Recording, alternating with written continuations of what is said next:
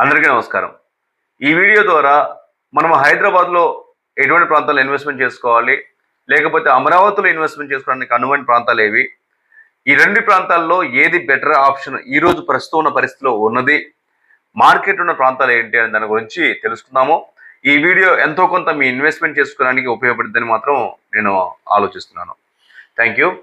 And ఈరోజు హైదరాబాద్‌లో చూసినట్లయితే ఆర్గానిక్‌గా డెవలప్‌మెంట్ అవ్వడం చూసాము. అంటే కొన్ని లక్షల ఉద్యోగాలు ఎంప్లాయ్‌మెంట్ అక్కడ క్రియేట్ చేయబడినవి. ఆల్రెడీ కొన్ని వేరియస్ కంపెనీస్ కూడా ఫార్మా సెక్టర్ కావచ్చు, సాఫ్ట్‌వేర్ సెక్టర్ కావచ్చు, మూవీ ఫీల్డ్స్ కావచ్చు, చాలా వరకు అన్ని సెక్టార్‌లు కూడా అక్కడ హైదరాబాద్‌లో సెటిల్ అయి ఉండటం వల్ల ఆల్మోస్ట్ 1.5 క్రోర్స్ ఆఫ్ పీపుల్ అక్కడ లివింగ్ ఉన్నారనమాట. అదేవిధంగా ఇక్కడ హైదరాబాద్ ప్రాంతాన్ని మనం హైదరాబాద్ ప్రాంతాన్ని నైసర్గిక స్వరూపంగా చూస్తున్నట్టయితే ఇప్పటి వరకు సౌత్ కావచ్చు, వెస్ట్ వైపు కానీ సిటీని బేస్ చేసుకొని సిటీ చుట్టుపక్కల ఉన్న ప్రాంతాలు, అడ్జసెంట్ ప్రాంతాలు దాదాపుగా డెవలప్ అయ్యి ఈరోజు ఔటర్ రింగ్ రోడ్ వరకు కూడా డెవలప్మెంట్ వచ్చేసింది. సో మరి ఎక్కడ ఇన్వెస్ట్మెంట్ చేసుకోవాలి దాని గురించి ఇప్పుడున్న పరిస్థితులు ఆలోచించినట్లయితే మన రెసిడెన్షియల్ పర్పస్ చాలా ఉన్నవాటికంటే కూడా ఎక్కువ రెసిడెన్షియల్ ఫ్లాట్లు ఇవన్నీ రెసిడెన్షియల్ పర్పస్ కట్టడం వలన ఈరోజు సేల్కి అయితే ఉన్నా కానీ కొనే పరిస్థితి అక్కడ లేదు. కానీ మార్కెట్ చాలా డల్గా ఉండటం వల్ల మార్కెట్ కూడా అంత ఎక్కువగా లేదనేది మాత్రం వాస్తవం. కానీ హైదరాబాద్ని ఎప్పుడు కూడా మనం తీసివేయలేము. హైదరాబాదు కొన్ని ఆర్గానిక్గా డెవలప్మెంట్ అవడం వలన కొన్ని లక్షల ఉద్యోగాల కల్పన జరుగుతుండటం వలన వచ్చేటువంటి మన భవిష్యత్తులో వచ్చేటువంటి కంపెనీస్ కావచ్చు, లేకపోతే అక్కడ డెవలప్మెంట్ బేస్ చేసుకుని మరలా కూడా అక్కడ భూమి రావడానికి అవకాశం ఉంది. అలా అని భూమి వచ్చిందని చెరువుడిగా రేట్లు పెంచుకొని పిచ్చి పిచ్చి రేట్లు అంటే ఎంత అయితే రేటు ఉండాలో ఆ రేట్ లెవెల్లో మనం పెంచుకుంటే పర్లేదు, కానీ సామాన్యుడు కొనే పరిస్థితి లేకపోవడం అయితే మాత్రం చాలా ఇబ్బందికర పరిస్థితి కనిపిస్తవి. కమింగ్ టు అమరావతి, కొత్తగా స్క్రాచ్ నుంచి డెవలప్ చేయాల్సిన పరిస్థితి అమరావతి. ఈరోజు అమరావతి ప్రాంతంలో ప్రధానమంత్రి నరేంద్ర మోడీ గారు వచ్చి అమరావతి ప్రాంతాన్ని పునఃప్రారంభం జరిగిన తర్వాత కూడా మార్కెట్ కొద్దిగా ఎక్కువ వస్తుందని అనాలిసిస్ చేశాము. అంటే ఇక్కడ నేను ఉదాహరణగా చూసినప్పుడు కొన్ని ప్రాంతాల్లో అమరావతి రాజధాని బేస్ చేసుకున్న ప్రాంతాలు కొన్ని చూసినట్లయితే మీరు ఇటు పక్కన మంగళగిరి, కృష్ణానది ఒడ్డు నుంచి మంగళగిరి దాకా, అటు పక్కన వచ్చేసరికి Tolluru, main core capital city ఏరియాలో చూసినట్లయితే ఈ ప్రాంతంలో కోర్ క్యాపిటల్ సిటీ ఏరియాలో చాలా వరకు కూడా అందరికీ రైతులందరికీ కూడా ప్లాట్లు అలాట్ చేయడం కానీ, రెసిడెన్షియల్ కావచ్చు, కమర్షియల్ ప్లాట్లు కావచ్చు అలాట్ చేయడం జరిగింది. దాన్ని బేస్ చేసుకొని అడ్జస్ట్మెంట్ ఉన్నటువంటి విలేజెస్లో ల్యాండ్లు కొనుక్కోవడానికి చాలా మంది చూస్తున్నారు. కానీ ఇక్కడ లోపల క్యాపిటల్ సిటీ లోపల అంటే ఈ ఏవే జోన్స్ ఉన్నవి ఆ జోన్స్ ఎక్కడ ఇన్వెస్ట్మెంట్ చేసుకుంటే బాగుంటుందని ఆలోచిస్తున్నారు. కానీ కొన్ని కోట్ల వచ్చేసి ఇన్వెస్ట్మెంట్ చేయడానికి రెడీగా ఉన్నటువంటి పరిస్థితి ఆ రోజుల్లో 2014లో అంటే కొత్తగా రాష్ట్రం ఏర్పడినప్పుడు ఉన్న పరిస్థితి ఈ రోజు లేదనేది మాత్రం వాస్తవం. తర్వాత 10 సంవత్సరాల్లో చూసినటువంటి సమస్యలు ప్రజలందరూ గుర్తుపెట్టుకున్నారు. ఒకవేళ ఏమైనా జరిగితే మన పెట్టిన ఇన్వెస్ట్మెంట్ ఏమవుతుందో అనే నిరుత్సాహంతో అయితే ప్రజలు ఉన్నారు. కానీ క్యాపిటల్ అంటే కోర్ క్యాపిటల్లో కాస్త కొంత డెవలప్మెంట్ జరగడానికి అవకాశం ఉంది. కానీ పెద్ద డిసడ్వాంటేజ్ ఏంటంటే సామాన్య ప్రజలు వేరియస్ పీపుల్ ఇక్కడ రావాలంటే ఎందుకు రావాలి? ఇక్కడ ఎంప్లాయ్మెంట్ క్రియేట్ చేసే వ్యవస్థ పరిస్థితి కనిపించట్లేదు. ఎంప్లాయ్మెంట్ క్రియేట్ చేస్తేనే ఎంప్లాయ్మెంట్ రావాలంటే కంపెనీస్ రావాలంటే ఇన్ఫ్రాస్ట్రక్చర్ డెవలప్ అయి ఉండాలి. ఇన్ఫ్రాస్ట్రక్చర్ డెవలప్ అయితే కంపెనీస్ వస్తాయి. కంపెనీస్ వస్తే చాలా మంది ప్రజలు కూడా ఇక్కడ ఉద్యోగాలు చేసుకోవడానికి వస్తారు. ఉద్యోగాలు చేసుకున్న వాళ్ళకి ఇక్కడ ఇల్లు ఏర్పరుచుకోవడానికి అవకాశాలు ఉంటాయి.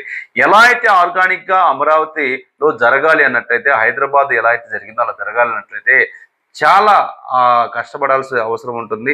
అట్ ది సేమ్ టైం ఇక్కడ కంపెనీస్ ఎటువంటి కంపెనీస్ స్థాపించాలి అంటే మనం 250 కిలోమీటర్ల దూరంలో ఆల్రెడీ హైదరాబాద్ ఉంది. లెఫ్ట్ సైడ్ మనకి పశ్చిమ వైపు వచ్చేసరికి బెంగళూరు కానీ, చెన్నై కానీ దగ్గర ఉన్నవి. ఒక పక్కన వైజాగ్ ప్రాంతంలో వైజాగ్ బోర్డర్లో ఉండటం వలన మనకి ఎక్కువ డెవలప్మెంట్ చేసినా కానీ మా ఆంధ్రప్రదేశ్ ప్రజలకు పెద్దగా ఒరిగే పరిస్థితి నాకేం కనిపించడం లేదు. ఈ అమరావతి మధ్య ప్రాంతాన్ని డెవలప్ చేసే అవకాశం ఉన్నా అంటే వచ్చే 5 సంవత్సరాల్లో డెవలప్మెంట్ జరిగిద్దా, అనుకున్న రీతిలో డెవలప్మెంట్ జరిగిద్దా అంటే నిజం చెప్పాలంటే హైదరాబాద్తో ఎప్పుడు కూడా కంపేర్ చేసుకోవద్దు.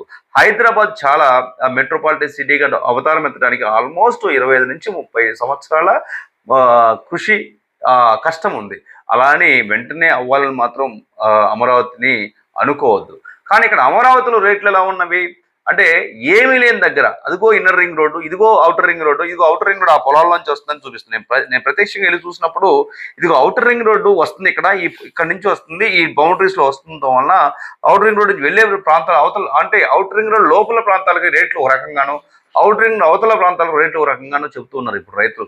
కానీ నిజం చెప్పాలంటే మీకు అవసరం, రైతులైనా కానీ ఇన్వెస్టర్స్ అయినా కానీ ఆలోచించి కొనుక్కుంటారు కాబట్టి. కానీ ఆచితూచి మాత్రం కొనుక్కోవడం అనేది కరెక్ట్గా చూసుకోవాలి. లేకపోయినట్లయితే మనం పెట్టిన పెట్టుబడికి ఇబ్బందులు పడే పరిస్థితులు కనిపిస్తూ ఉంటవి. ఇక్కడ సెంట్రల్ గవర్నమెంట్ సపోర్ట్ చేసినప్పటికీ ఇక్కడ కంపెనీస్ రానిదే ఏమీ ఉపయోగం ఉండదనేది మాత్రం గుర్తుపెట్టుకోండి.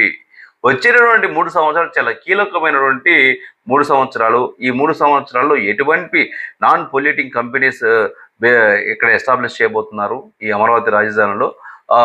లేకపోతే బిజినెస్ పార్క్లని సంథింగ్ డెవలప్మెంట్ చేయడానికి రెడీగా ఉన్నారు. ఎటువంటి బిజినెస్ రిలేటెడ్ ఇక్కడ డెవలప్ చేస్తారు, వీటన్నింటి గురించి మనం డిస్కస్ చేసుకోవాలి. ఇవన్నీ డిస్కస్ చేసుకోకుండా, ఇవన్నీ డెవలప్ కాకుండా, ఇక్కడ ఇన్ఫ్రాస్ట్రక్చర్ డెవలప్ కాకుండా మీరు ఇన్వెస్ట్మెంట్ చేసుకున్నట్టయితే చాలా ఇబ్బందులు పడే అవకాశం ఉంటుంది. సో మీరు ఇన్వెస్ట్మెంట్ చేసుకునే ప్రతి రూపాయి కూడా అమరావతి రాజధాని స్టార్ట్ అవుతుంది కాబట్టి ఏమీ లేని పరిస్థితిలో ఉన్నప్పుడు ఒక తక్కువకి రేటు కొనుక్కున్నట్లయితే కొద్దిగా డెవలప్ అయిన తర్వాత ఎక్కువ రేటుకి అమ్ముకోవడానికి అవకాశం ఉంటుందని మనం ఆలోచించడం తప్పులేదు.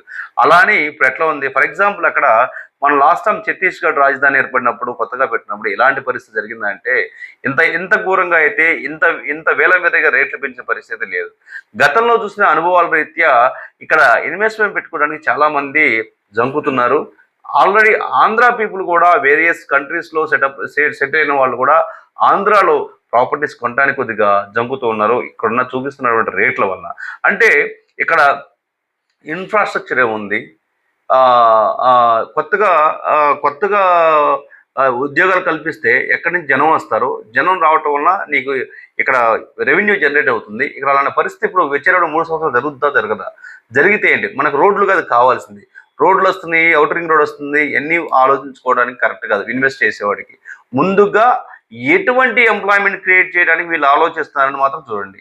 ఇన్ఫ్రాస్ట్రక్చర్ ఒకటే డెవలప్మెంట్ అయితే దాని ద్వారా మీరు కంపెనీస్ ఎలా తీసుకొస్తున్నారు ఈ గవర్నమెంట్ అని చూసుకొని ఎక్కడ ఇన్వెస్ట్మెంట్ చేస్తే బాగుంటుంది, ఏ కంపెనీస్ ఇక్కడ రావడానికి అవకాశం ఉంది, ఇక్కడ ఆలోచించుకొని ఇన్వెస్ట్మెంట్ చేసుకోవడం వల్ల మీకు ప్రాఫిట్ రావడానికి అవకాశం ఉంది. ఎందుకంటే గతంలో 2014లో ఇన్వెస్ట్మెంట్ చేసిన 10 లక్షల నుంచి 10 కోట్ల వరకు ఇన్వెస్ట్మెంట్ చేసిన వాళ్ళు ఈ 10 సంవత్సరాల్లో పడిన బాధలు వర్ణనాతీతము. నాకు తెలిసి చాలా మంది కూడా ఇబ్బందులు పడ్డారు.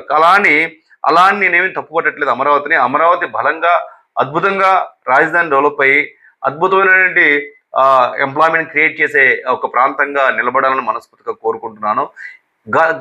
ఇక్కడ ఉన్నటువంటి కేంద్ర ప్రభుత్వం కావచ్చు, ఇక్కడ రాష్ట్ర ప్రభుత్వం కావచ్చు, ఒకరికొకరు సాయం చేసుకుంటూ అమరావతిని ఒక పరిస్థితి క్రియేట్ చేయగలిగితే మాత్రము అమరావతికి డోకా లేదు. మీరు పెట్టిన ఇన్వెస్ట్మెంట్స్కి మంచి ప్రాఫిట్ రావడానికి అయితే అవకాశం ఉంది. ఇక్కడేదో హైదరాబాద్ ఊహించుకొని మాత్రం ఇక్కడ అమరావతిలో పెట్టుబడులు మాత్రం పెట్టుకోవద్దు. జస్ట్ మీరు ప్రతిరోజు కేంద్ర రాష్ట్ర ప్రభుత్వాల పనితీరును అబ్జర్వ్ చేసుకుంటూ మాత్రమే ఇన్వెస్ట్మెంట్ చేసుకోండి. లేకపోతే మీ ఇన్వెస్ట్మెంట్స్ మొత్తానికి కూడా చాలా ఇబ్బందులు పడాల్సి వస్తుంది. ₹1 కోటి 2 కోట్ల ఎకరాలు కొనుక్కొని ఈ రోజు నిజం చెప్పాలంటే ఇబ్బందులు పడుతున్న పరిస్థితి చాలా మంది ఉన్నారు. కొనేవాడు లేడు. ఇక్కడ కొనడానికి వచ్చినా కానీ వీళ్ళు చెప్పేటటువంటి రేట్ల వల్ల వెనక్కి తిరిగి వెళ్ళిపోయే పరిస్థితి ఉంది. ఫర్ ఎగ్జాంపుల్ నేను చెప్తున్నాను, వెస్ట్ సైడ్ ఏదైతే ఉందో పెద్దకూరుపాడు నుంచి సత్తెనపల్లి నుంచి గుంటూరు, ఈ ప్రాంతం ఏదైతే ఉందో ఒకప్పుడు 80 లక్షలు 70 లక్షలు 60 లక్షలకు వచ్చేది. 1.5 2 కోట్లు చెప్తుంటే ఇక్కడ రోడ్ ఫేస్ది ఎవరు వస్తారు, ఎవరు కొనుక్కుంటున్నారు? ఓన్లీ చెబుతున్నారు. కానీ ఈ 2-3 సంవత్సరాల్లో ఎక్కడా కూడా 1 ఎకరం భూమి రోడ్ ఫేస్ అమ్ముడు పోలేదు. ఈ 2 కోట్లు కానీ 1.5 కానీ నమ్ముతారా?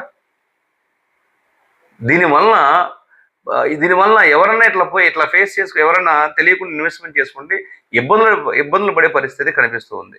సో అలా కాకుండా జాగృతితో మీరు ఇన్వెస్ట్మెంట్ చేసుకోవాలి. చాలా బలమైనటువంటి ప్రతిఫలాలు పొందాలని మనస్ఫూర్తిగా కోరుకుంటున్నాను. అమరావతిని మీరు భ్రమించి ఏదో అయిపోతుంది అనుకొని ఇప్పుడు పెట్టేస్తే మాకు 100 కోట్లు వచ్చేస్తే అనుకోకండి. బట్ చాలా జాగ్రత్తగా ఆలోచించుకొని ఇన్వెస్ట్మెంట్ చేసుకోండి. Thank you.